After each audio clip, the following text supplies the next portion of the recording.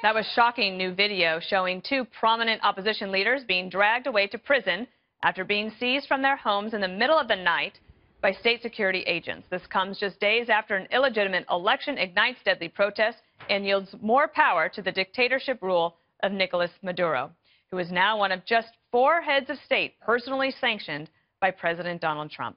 Joining me now to discuss America's stake in this story is one of Maduro's most ardent opponents, a man who just delivered a speech on Venezuelan TV, Florida Senator Marco Rubio.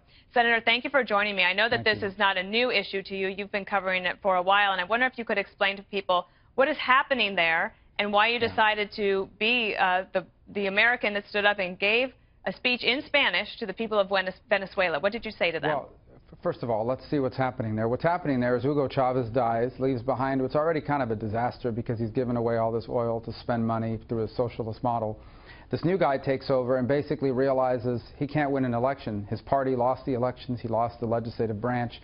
So he comes up with this idea called the Constituent Assembly. They're wiping out the National Assembly, their Congress, and replacing it with a Cuban-style government where basically there's no more direct elections of their representatives, all designed to fortify themselves in power. What this leads to, why does this matter to the United States? Number one, thousands of asylum seekers from Venezuela are already applying, the fastest growth of any country in the world. So it's placing migratory pressure on the United States. Number two, it's our values, and it's in our hemisphere. We haven't had a dictatorship emerge in this region in this way in 40 years. This is the first loss or attempted loss of a democracy since since the Sandinistas in Nicaragua. But third, let's play this out. So you've got Venezuela now in play with Maduro and the things they're doing. They can now destabilize Colombia because the narco traffickers in Colombia are people they've aided for a long time, important ally of the United States, and then move west. That takes you into Central America because that's where the migratory and drug trafficking pressure comes against the United States. They now threaten the governments of Honduras with a leftist candidate. They're already El Salvador is already halfway there with its current leadership. Nicaragua is already all the way there. Guatemala is on the verge of being a failed state because of the challenges it faces. All of this pushing into Mexico, who itself has a left-of-center Chavez-type figure running for president a year from now. And so you can very quickly see within 4 years, if this works in Venezuela, you could see it spread to Colombia, Honduras, Guatemala, Nicaragua, it's already there, El Salvador, and ultimately into Mexico and right to the U.S. border. So this is, you've got to think forward on a couple of these things, but these dominoes begin to fall, and suddenly we have a very unstable region where anti-Americanism and narco-trafficking are putting tremendous pressure on our country, and not to mention the migratory pressures that follow. So you are the only U.S. Senator who could have delivered that speech last night in Spanish. What was your main message to them? Yeah, my main message is I've seen this happen before. I'm not seeking to interfere in the internal affairs of Venezuela. All we're asking for is for the government of Venezuela to follow its own constitution, hold free and fair elections, and let the people vote for whoever they want. But I also spoke to them as someone who was born and raised in a community shaped by the tragedies of this hemisphere, by the Sandinistas in Nicaragua, by the Castros in Cuba, and by the tyranny that results, that leads to corruption, which we've seen massive amounts of corruption. And so my point to them is the United States, like any sovereign country, has a right to decide who they deal with and on what terms.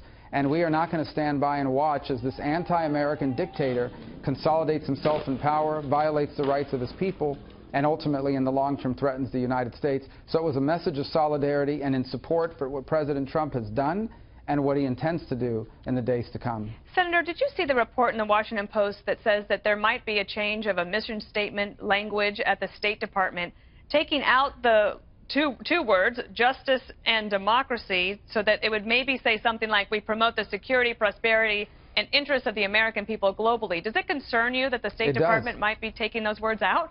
It does, because I think democracy and stability and prosperity go hand in hand. Here's the bottom line. When in a country where people get to vote and choose their leaders, they're less likely to start a war, and they're more likely to be more prosperous, because those leaders every 2, every 4, every 5 years have to answer to their people. This is not about left versus right. One of the things points I made last night. In Argentina, they've had presidents on the left and on the right, but they're elected. Brazil is going through a constitutional crisis right now, but it's being decided through their court system. Mexico has elections. Chile has gone left and right from one time to another.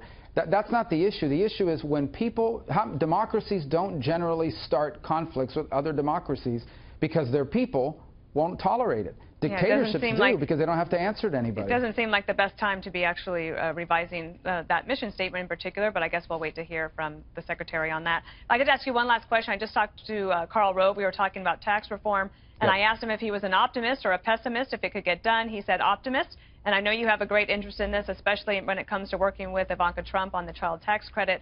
Where are you? Optimistic? I am, because I think we're going to be, unlike health care, I think there is a strong consensus in the Republican Party for pro-growth tax strategies. In fact, we have to do it. A lot of this economic growth we're seeing now is because that expectation of tax reform is already built into the growth. Right. They are anticipating it, and that's why it's growing. If it doesn't happen, we could see the reverse effect very quickly, and we'll be to blame. So we've got to get it done, and I do believe that we need to be the pro-family party. The most important institution in society is the family. The most important job any of us have is to be a parent. It simply costs more money than it's ever cost before to raise children now in the 21st century. Our tax code should account for that. And that's why I met with Ivanka on it again today. We're going to get that done as well. It's really important to talk about children. We talk a lot about the older population, as we should, but the children need more attention. Thank you, Senator. We really appreciate your time.